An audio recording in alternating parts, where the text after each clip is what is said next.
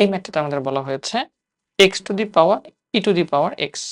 তাহলে নিচে x যুক্ত একটা রাশি, তার পাওয়ারেও x যুক্ত একটা রাশি।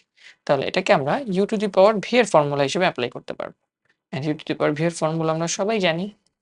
u to the power v থাকে, পাওয়ারটা নিচে নেমে আসে। নিচের যে রাশিটা আছে তার লনকে ডিফারেনশিয়েট করতে হয়, যোগ এই লনটাকে বাইরে দিয়ে ভিটাকে ddx এর ভেতরে দিয়ে দিতে হয়। এই হচ্ছে ফর্মুলা। আর পুরো ম্যাথটা সহজ করার জন্য আমি পুরো জিনিসটাকে y ধরে নিচ্ছি। তাহলে আমরা এখান থেকে dy/dx যদি করার চেষ্টা করি, তাহলে আমি বলতে পারবো যা ফর্মুলা আছে সেটা এপ্লাই করি। যা আছে প্রথমত x two the power e two the power x থাকবে।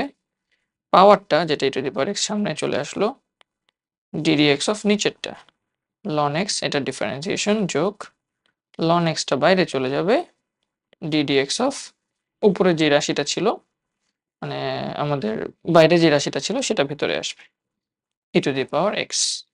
এই তো। এখন এটাকে আমরা সাজিয়ে লিখলেই আমাদের কাজ শেষ। তাহলে x e two the power x,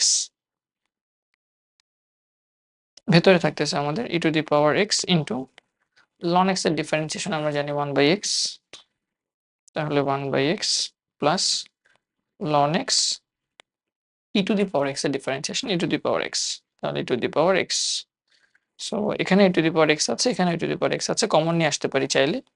তাহলে আমাদের বাইরে থাকবে x two the power e two the power x into e two the power x, ভেতরে 1 প্লাস ln of x। এই তো। খুব সহজে আমরা ম্যাথটা করে ফেলতে